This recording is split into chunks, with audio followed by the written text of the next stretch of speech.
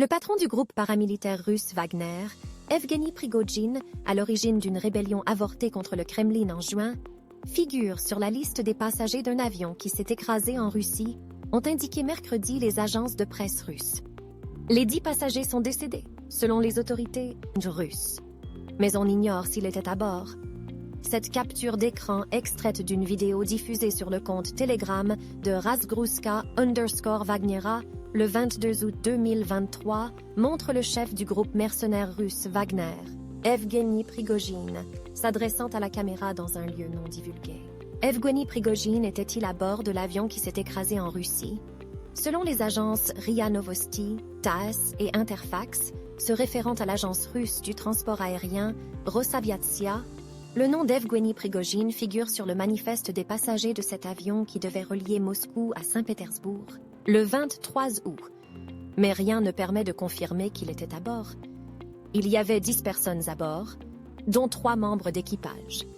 Selon les premières informations, toutes les personnes à bord sont décédées, a indiqué un peu auparavant sur Telegram le ministère russe des situations d'urgence.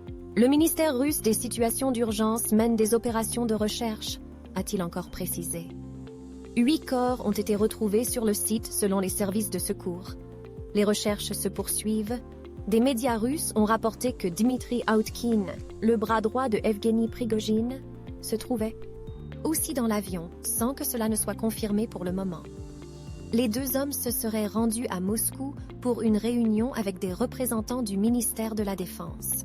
Aucun commentaire n'a été fait pour le moment par le Kremlin et le ministère de la Défense. Des données de suivi de vol montrent que, peu après la chute de cet appareil Embraer, un deuxième avion privé lié à Evgeny Prigojine a fait demi-tour vers Moscou alors qu'il se dirigeait apparemment aussi vers Saint-Pétersbourg, où se trouve la résidence principale de Prigojine. Des vidéos dont l'AFP n'a pas pu confirmer l'authenticité ont été diffusées sur plusieurs chaînes Telegram, se disant liées à Wagner, montrant des débris en feu dans un champ ou encore un appareil tombant du ciel.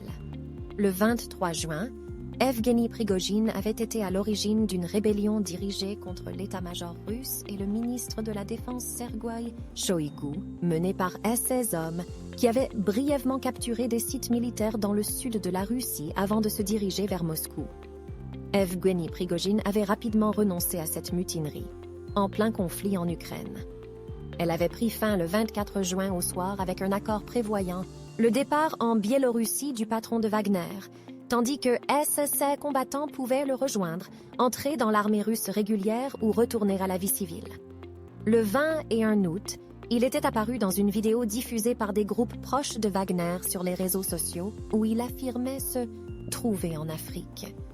Dans un paysage désertique, il disait travailler à rendre la Russie encore plus grande sur tous les continents et l'Afrique encore plus libre.